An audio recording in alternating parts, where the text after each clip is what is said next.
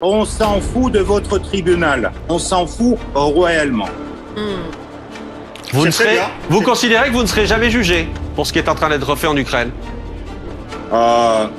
Peut-être vous allez demander une nouvelle Yalta à les Russes, mais vous n'avez aucun droit de juger les Russes après tout ce que vous avez commis dans l'histoire de votre pays.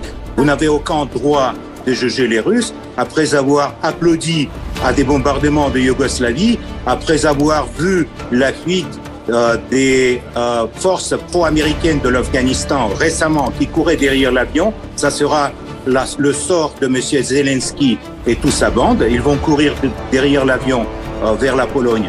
Et donc, ne rêvez pas sur le procès sur les Russes. Ça, jamais aura lieu. Je vous garantis. Il y a 3 jours, le monde a basculé. Donald Trump, redevenu président des États-Unis, a reçu Vladimir Poutine en Alaska. Tapis rouge, honneur militaire, photo officielle, c'est l'image que l'histoire retiendra. Et pendant ce temps, la Cour pénale internationale ose maintenir un mandat d'arrêt contre Poutine. C'est ridicule, c'est même pathétique. Premier, la contradiction explosive. Comment expliquer que l'homme soi-disant recherché par la CPI est accueilli officiellement par le président des États-Unis? La réponse est simple, ce mandat n'a aucune valeur réelle.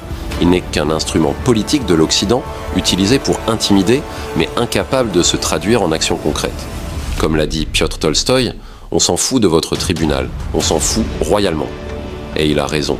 2. La puissance russe au centre du jeu. Si Trump reçoit Poutine, ce n'est pas par amitié, mais par nécessité, parce que la Russie est une puissance incontournable. Militairement d'abord, elle dispose des missiles hypersoniques Zircon et Kinzhal, du Sarma intercontinental, du système S-500. Aucun pays occidental ne peut rivaliser. Économiquement ensuite, malgré les sanctions, la Russie est aujourd'hui la première puissance énergétique du monde. Elle contrôle une grande partie des ressources nécessaires à l'industrie mondiale. Résultat, l'Europe est à genoux et Washington sait qu'il ne peut pas ignorer Moscou. Troisième, l'Occident sans légitimité, Tolstoï le rappelle avec force. Vous n'avez aucun droit de juger les Russes. Où était la CPI quand l'OTAN bombardait la Yougoslavie, quand les Américains détruisaient l'Irak, quand la Libye a été réduite en cendres, quand les soldats occidentaux fuyaient l'Afghanistan en courant derrière des avions? Silence total, hypocrisie totale. Ceux qui ont commis les pires crimes de guerre se posent en juge. Mais leur crédibilité est morte et la rencontre de l'Alaska l'a prouvé devant le monde entier. Quatrième, Zelensky, le futur Kaboul. Tolstoï a lancé une image forte. Zelensky et sa bande finiront par courir derrière un avion, direction la Pologne.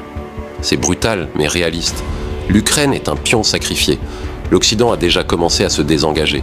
Les échecs militaires de Kiev sont cuisants, la société est brisée, et demain Zelensky connaîtra la même humiliation que le gouvernement afghan en 2021, le 5. Vers une nouvelle Yalta. L'idée la plus forte de Tolstoï, c'est celle d'une nouvelle Yalta. En 1945, l'URSS s'est assise avec les États-Unis et le Royaume-Uni pour redessiner le monde. Aujourd'hui, l'histoire se répète. À Anchorage, Trump et Poutine ont ouvert la voie à un nouvel équilibre mondial, et cette fois, ce n'est plus un Occident triomphant qui dicte ses conditions, mais une Russie respectée, crainte et écoutée. Le mandat de la CPI est un chiffon de papier. La réalité, c'est que Poutine est reçu officiellement par le président des États-Unis, que la Russie impose le respect par sa puissance militaire et économique, et que le monde se tourne vers Moscou dans ce nouvel ordre multipolaire. Piotr Tolstoï a raison. Les Occidentaux n'ont aucune légitimité à juger la Russie. Ce sont eux qui devraient rendre des comptes pour leurs crimes. L'histoire retiendra non pas un Poutine recherché, mais un Poutine reçu avec les honneurs aux États-Unis. La vérité est simple, ce n'est pas l'Occident qui jugera la Russie. C'est la Russie, demain, qui jugera l'Occident.